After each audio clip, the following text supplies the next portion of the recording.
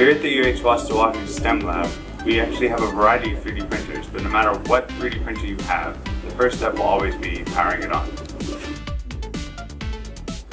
Each 3D printer has about 2 switches. The first one will always be somewhere on the back, so we'll turn this one on. The second switch is generally on the front or on the screen. We'll press this button and as you can see, it begins to power on. The light turns on, the screen will turn on here in a second, and it'll usually give us a jingle. Generally when you're turning on your 3D printer, it might take a couple seconds for the screen to load. So it would be best to have anything that you would need ready to go at your minute's notice. Your toolkit that comes with your printer, as well as the filament that you are going to be using. So typically whenever we first get our 3D printer, there's going to be a bunch of hardware that's holding it in place to make sure that it's stable. Once all that hardware is removed, the next step will be loading filament. So on most 3D printers, you'll have a screen that allows you to go into Tools. You'll go to Filament, and you're going to go to Load. Now I already have my extruder's filament preloaded so that as soon as I press this, you guys can see what actually happens. So it's going to heat up, and during this time, if you're not working with an adult, if you are a child, you have to be very cautious.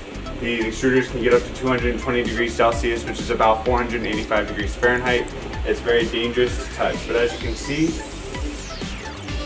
the filament's already coming out of the extruder. At this point in your 3D printing filament loading experience, you're good to go, and we'll move on to the next section.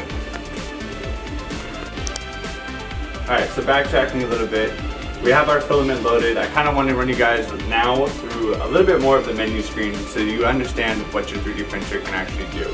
So, we're going to select Build. Once we open Build, this actually shows us what our 3D printer is capable of actually doing. So, if you notice, the first button right here is the internal storage of the 3D printer. Once you send something from the computer, it'll come directly into here and print the file and save it for later use if you want to. Next, you have your USB. So you can take a USB, plug it directly in, and as long as it has a saved file in there, you can print directly from that. The last is Polar Cloud, which is an online virtual experience for 3D printing. You send the file through Polar Cloud. It's kind of like using iCloud for your phone, and it prints the file directly. Our next button will be Preheat. Once you select Preheat, what's going to happen is you're going to be given an option to turn your extruder on. You're going to be able to give it a temperature that you want to set it to, and once you hit start, it's actually going to start heating up that extruder so that when you start printing, you have no issues and it's ready to go at a minute's notice. Lastly, we're going to go into our toolkit. This is where we get a little bit more hands-on with our printer and what it's actually capable of doing as far as setting itself up for success. So as you guys have already seen, you have the filament selection, which allows us to load and unload, and then the back arrow that will just take us back. You have your level. What that's going to do is automatically level your printer bed so that whenever it comes up, it can actually meet your extruder and there's no problem with disconnections. You're not going to have any flimsy prints. I'm going to cancel that so we can move on to the next. It's a homing feature. What that's going to do is move the extruder around in the bed and home it to a location on the print so that it actually knows where it's at any given point in the 3D printing process. I'm going to cancel that as well. Next we'll have our manual. You have your Y, your X, and your Z axis. Your Z axis is going to control your heating bed. Your Y axis is going to move your printer extruder forward and back along the track rail. And then your X axis is going to move it left and right along this track rail. So as I had stated with the leveling of the bed, you'll notice that the bed will move up and down to meet this adjustment so that whenever the extruder comes to it, it can be flush on the surface and have no printing problems. Next, we're going to look at our settings menu. This is just your general settings, allows you to choose your language, whether you want Wi-Fi, your LAN, Polar Cloud connection. It's going to have flash forward cloud, extruder calibration, startup sounds. You can turn that on and off so that you don't hear the jingle every time. A power saving mode, as well as the light bar control, a factory reset, and an update process that you can run through. Next we'll move on to status. This is what's going to tell us about our extruder, as well as where our extruder is on the X, Y, and Z axis, the temperature that it's currently at, and lastly we have our about. This is going to give you all the information on your 3D printer, so if you're trying to connect it for IP for instance, it's going to have all that information right here at a minute's notice so that you can go through your 3D printing process. And that is it for the menu system. Alright guys, so we've already loaded up our 3D printer. We have all of our filament engaged into the extruder, and we're ready to now find our 3D printing file and run through the process of printing. Alright, so this is Thingyverse.com. The wonderful thing about Thingyverse is you can literally type in anything you want, for instance Star Wars, and you'll get instant results back for any 3D file that they might have on Star Wars. So you can print Chewbacca, you can print BB-8, you can print any of your favorite figures so long as Thingyverse has it, or if you want to build it, you can build it.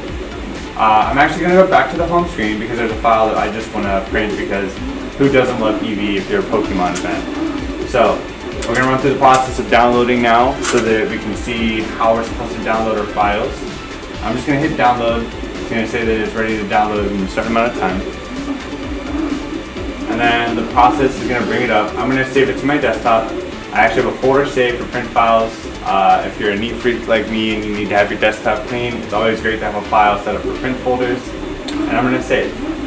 As you can see, it created a zip file. We're going to actually open up this zip file, and I'm going to move it to the screen so you can see it. So we're going to open up our files, and that's where you're going to find your 3D print file. I'm going to actually copy this, go to my desktop, and save it to my desktop. So now you can see my 3D file is right here. We're good to go. I can close out my Thingyverse, and we're ready to go into the next process, which would be Flash Print. So Flash Print is a program that runs with most Flashworks printers. Each different type of printer, like I said, will have its own different program that runs through. But today we're going to be using Flash Print, like I said, and I'm going to be loading up the 3D printing file that we had just saved, which is the Eevee from my desktop. It's going to give you a notification sometimes if the file might be a little bit off. I'm going to hit yes so that it centers it on the platform. As you can see, the model has been rendered perfectly. There's no other issues, or it would have told me and we would have to get it fixed. So as you saw, I clicked load. Again, that'll bring this up. We can select from our desktop, we can select from downloads files, documents, wherever you might save your 3D printing files, whatever works for you. And it brought it up. Next, we're going to go over supports. A support system is basically anything that will help with any little bit of overhang that might be over on your 3D print. So as you can see, the ears right here, if I hit auto support, it's going to generate the support structures, and you can see these little green danglies, as I like to call them. I don't know the exact terminology. I apologize for that, but it creates these little danglies that kind of support from one point to the other so that we don't have any issues with printing, and it kind of gives it more of a flush print. I'm actually going to clear those because I don't really want to use supports for this model. And I'm going to go back. Next, we have our move button. Our move button, if you double click it, will allow us to move based off the X, Y, Z axis, forward, back, left, right, up, down. And we can actually move it just by ourselves, generally by clicking, or if you select in here and you type, we'll say, for instance, 0, it'll actually move it to the 0 on the x-axis. Now, what I want to do is hit center. It's going to put it right back into the 0, 0, 0. I'm going to hit it on platform just to be safe, to make sure that it's actually flush on the platform. As you can see right here, this blue line of tape right here signifies the front of your 3D printer. And this is basically the border of your heating bed. As long as your print stays within that 4-box square, then you'll be perfectly fine with printing. There will be no issues. Next up, we have rotation. So rotation, same thing. If you have the model selected and you click rotate, it's going to allow you to rotate on the X, the Y, and the Z axis. So it's going to rotate it forward, backwards, up, down, left, right. We're going to make sure that the surface maintains on the platform. If you click this, no matter what rotation you do, it's going to keep one surface element on the platform at all times. I'm just going to leave that at 0. It's not going to have anything to it. Next, we're going to go to scale. What scale does is it allows us to take the model and change it so that it fulfills our need for the print. For instance, if I want this to go to 50,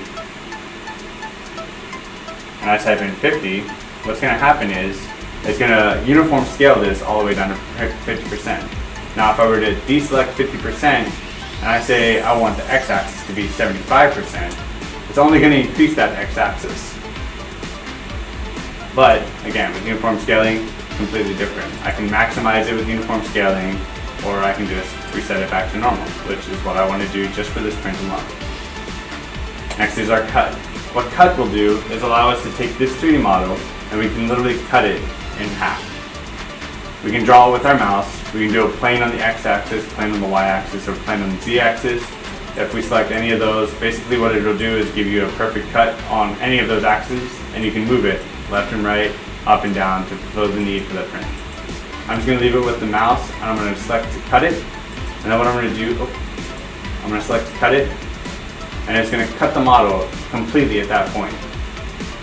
Now, since I don't want this, I'm actually going to just delete this file real quick and reload it the same method that we had done before and bring us back the perfect EV model that we had. The last big selection that we have as far as our printing software capabilities here is the print. Whenever we open up our printing, it's going to allow us to select what type of material, PLA or ABS, and it's also going to allow us to choose to enable supports if we like, and to enable a raft. A raft is essentially a flat piece of board that sticks to the bottom of your 3D print, and it helps to create a more sustainable base for your print so that whenever it is building up, it's not shifting, it's not moving left and right, it's basically glued down more. Lastly, for the print selections, aside from more options, which we'll get into later, is low resolution, standard resolution, high resolution, and hyper. As you can see here, for low, it's going to go faster because the print isn't so much concerned with how well the print model comes out, it's just trying to get it out as fast as possible. The higher you go, the slower it's going to be, the longer your print time will last, but the more perfected each individual line of that print will be. As I said, there is more options. So this is a little bit more into the intermediate. I'm not going to go too in depth with it, but it'll basically allow you to adjust your layer heights, develop your shell wall, fix your infill, adjust your speed of the print, control your temperature to a minute fraction, as well as pause at certain heights so that you can change out filament for different colors, etc., etc. I'm just going to save the configuration as it is and click OK. What this is going to do is it's going to bring up a save option to save a G file, which is the printer's code for printing. I'm going to just save it to the desktop, and we are ready to print. It's slicing our model. Once this is conducted and when it's complete, it would allow us to print. As you can see, there's a little bit of an issue with this printer right now because of low disk space, which is perfectly fine. But essentially, it'll just allow us to print, and from there, we print our file.